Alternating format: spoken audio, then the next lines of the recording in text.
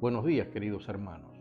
No os dejéis provocar, decía el general español Resoples en un dibujo animado que muchas generaciones de cubanos recordamos como un entrañable clásico, Las aventuras de Elpidio Valdés, una serie infantil que analizaba con humor el conflicto armado entre cubanos y españoles en los tiempos en que mi país era una colonia de España.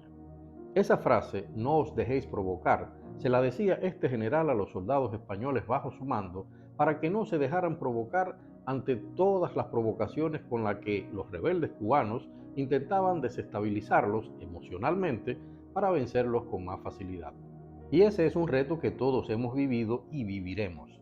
Alguien o las circunstancias mismas va a provocarnos y si respondemos emocionalmente, cosa que siempre ocurre sin la necesaria sabiduría, caeremos en la ira.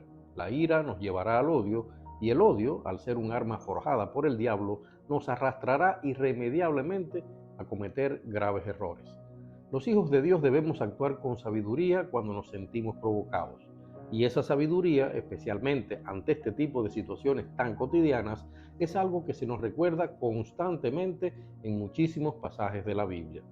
No olvidemos nunca que tenemos la promesa de Dios de luchar y vencer por nosotros todas nuestras batallas, que es Él en su poder infinito y en su amor quien colocará todo en su lugar y quien hará pagar a quienes atacan a sus hijos. Y creo que no existe una garantía mayor de tranquilidad y confianza para nosotros que esa promesa. Hace varios años, en una visita a Puerto Rico, conocí a uno de esos cubanos que lucharon contra la dictadura del general Fulgencio Batista en la Sierra Maestra. Fue uno de esos barbudos que condujeron la lucha al triunfo de la Revolución Cubana en 1959 e incluso aparece en una de las históricas fotografías sobre uno de aquellos jeeps que entraron a La Habana en la llamada Caravana de la Libertad el 8 de enero de 1959. Pero poco después, cuando descubrió el rumbo de la revolución hacia el comunismo y el peligro de vivir aplastado bajo la bota rusa, se convirtió en un opositor. Fue apresado y condenado a 20 años de cárcel. Me contó que su prisión fue un verdadero infierno y que su mayor dolor era ver cómo esas mismas personas que habían luchado a su lado se habían convertido en sus carceleros y todavía peor, en sus verdugos, pues fue testigo de cómo la ceguera política y la manipulación ideológica de quienes detentan el poder convierte en bestias desalmadas incluso a gente buena.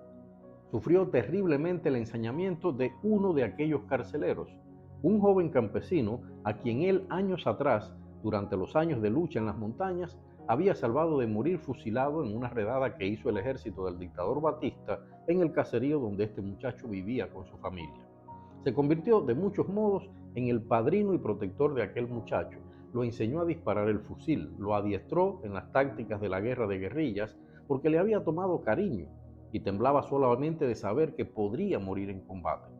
Confiesa que no era de muchas luces aquel muchacho, es decir, que no destacaba por su inteligencia, pero le dio mucho placer descubrir que aquel muchacho, también como él, sentía una devoción casi fanática por el máximo líder de los barbudos.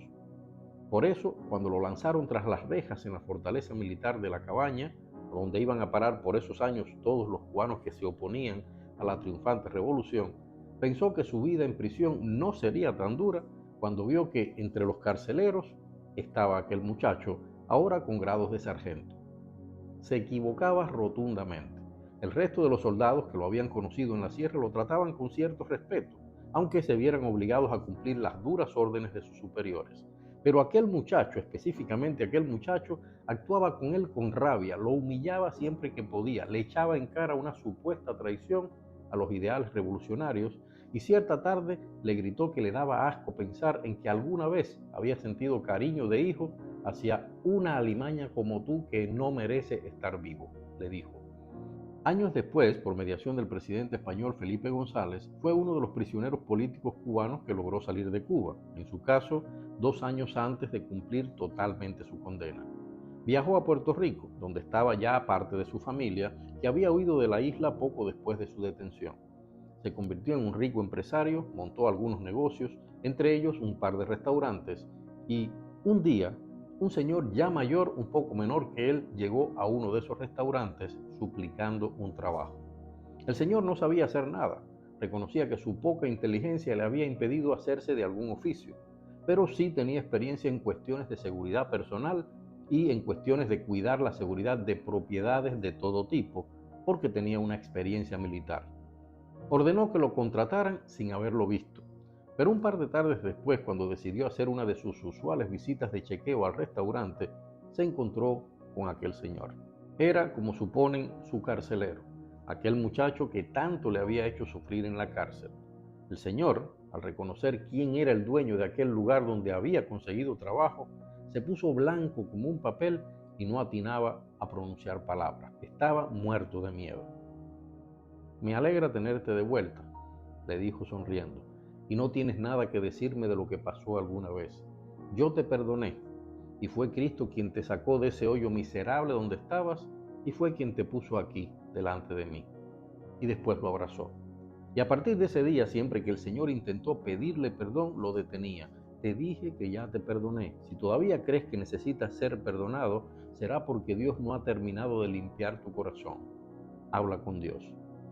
Cuando quise saber qué fuerzas había encontrado para perdonar a quien durante casi 12 años había convertido su vida en un infierno hasta que lo trasladaron a cuidar otra prisión, me dijo que en sus 18 años de encierro, su mejor ganancia había sido conocer a Cristo, entregarse a los pies del Señor, y que cada día de su vida estuvo pidiendo que su alma no se envenenara con todos esos odios que pululaban en todas las áreas de la vida en Cuba, convirtiendo al hombre en el lobo del hombre.